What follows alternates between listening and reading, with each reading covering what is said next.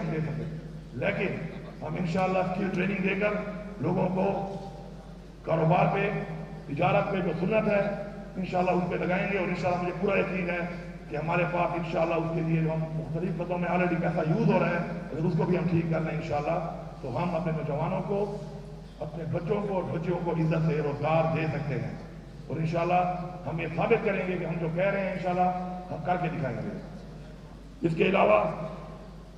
Oil and gas ہمارے صوبے میں بہت زیادہ اس کے ذخائر موجود ہیں، کچھ جگہوں پہ کام ہو رہا ہے، اس سے ہمیں فائدہ بھی ہو رہا ہے۔ ہم مزید جگہوں پر انشاءاللہ اس کو مزید ایکسپلور کریں گے، پاکستان کو بھی دیں گے، اور اس کے ریونیو سے انشاءاللہ اپنے صوبے کو بھی انشاءاللہ ریونیو آئے گا، اور صوبے کو بھی انشاءاللہ ترقی دیں گے اس سے۔ ہیلتھ کارڈ ہمارا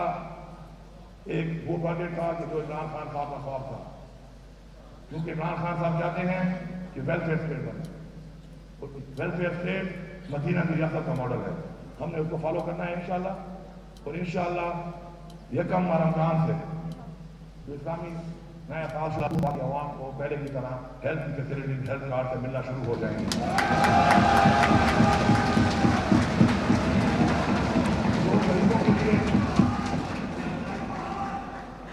جو غریبوں کے لیے لنگر خانے اور پناہ بنائی گئی تھی جو بند ہیں انشاءاللہ یکم رمضان سے انشاءاللہ وہ بھی کھول دی جائیں گی۔ میں آخر میں صرف دو باتیں کرنا چاہتا ہوں، ایاک نعبد و ایاک نستعین۔ آج میں جو یہاں پہ کھڑا ہوں تو اس ایمان کے ساتھ کھڑا ہوں، آپ جہاں بیٹھے ہیں آپ اس ایمان کی بنیاد پہ بیٹھے ہیں، اپنا ایمان مضبوط کریں، خوف کے بت توڑ دیں۔ جب تک آپ خوف کا بت نہیں توڑیں گے آپ کو حقیقی آزادی نہیں ملے گی۔ میں سے نکلیں، میں کا بت توڑ دیں۔ کوئی بھی شخص اگر رات کو سونے سے پہلے